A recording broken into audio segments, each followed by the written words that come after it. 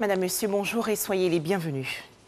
En Côte d'Ivoire, fin de la mission conjointe CEDEAO, Union africaine, Nations unies. Cette délégation a rencontré hier dans le district d'Abidjan les dirigeants du Rassemblement des Oufouettistes pour la démocratie et la paix, le RHDP, ainsi que les partis de l'opposition. Nous allons revenir sur cette information dans le 13h. Toujours en Côte d'Ivoire, cette visite des travaux d'extension de l'usine Cargill dans la commune de Yopougon. Visite effectuée par les ministres Souleymane Diarra-Souba du Commerce et Kobenan Kwasi Adjoumani de l'Agriculture. L'entreprise Cargill, spécialisée dans le négoce et la transformation du cacao, avait signé en 2017 avec le gouvernement ivoirien une convention en vue d'augmenter sa capacité de broyage des fèves. Direction à présent la région des Grands Ponts dans le sud du pays. Dans le cadre du projet de renouvellement du parc automobile, 15 transporteurs ont reçu récemment des véhicules. Il s'agit de mini-cars et de camions destinés au transport des personnes et des marchandises. Le point dans ce reportage de Didier Nguessan. Des autocars de 26 et 41 places et des camions de 6 roues. Au total, 15 véhicules pour autant de transporteurs éligibles au projet de renouvellement du parc automobile. Les bénéficiaires de la région du Grand Pont reçoivent les clés des engins.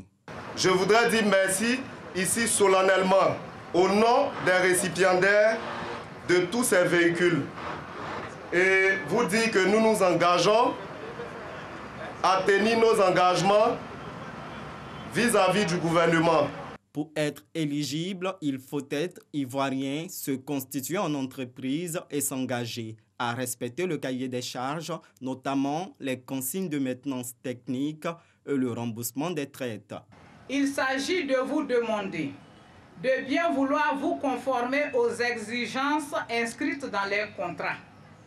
Aux autres entreprises qui n'ont pas été retenues pour la présente phase, je vous conseille de prendre votre mal en patience et d'attendre la seconde phase qui va se dérouler incessamment. C'est un programme qui tient à cœur au gouvernement. Le ministre des Transports met un point d'honneur à ce que ce programme soit propagé dans l'ensemble des régions. Aujourd'hui, c'est Dabou, la région des Grands Ponts. Demain, ça va être d'autres régions. Et tout cela rentre bien sûr dans le cadre du plan social du gouvernement de pouvoir lutter contre la pauvreté, de pouvoir permettre à des acteurs économiques de pouvoir exercer leur métier dans de bonnes conditions, être rentables et gagner de l'argent.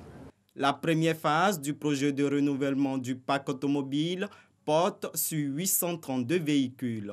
La seconde phase prendra en compte, outre la livraison de 2700 véhicules, l'implantation en Côte d'Ivoire d'une usine automobile du partenaire chinois.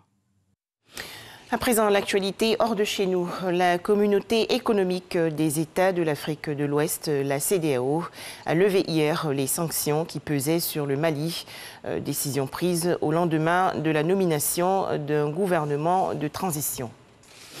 Restons au Mali, où l'opposant Soumaïla Cissé et l'humanitaire française Sophie Petronin pourraient être libérés très prochainement. Le leader de l'opposition malienne est retenu en otage depuis mars dernier et Sophie Petronin, elle, a été enlevée en 2016 à Gao.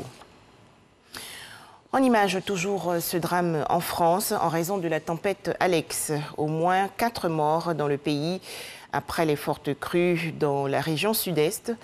3 nouveaux corps ont été découverts récemment, 3 jours après les pluies torrentielles et les crues qui ont touché l'arrière-pays niçois.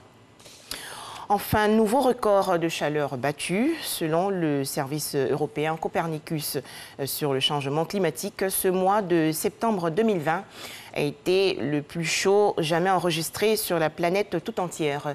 À noter des températures à 0,63 degrés Celsius au-dessus des moyennes de la période de référence 1981 à 2010. Voilà, merci de nous avoir suivis. L'information revient à 13h et ce sera dans le cadre du journal.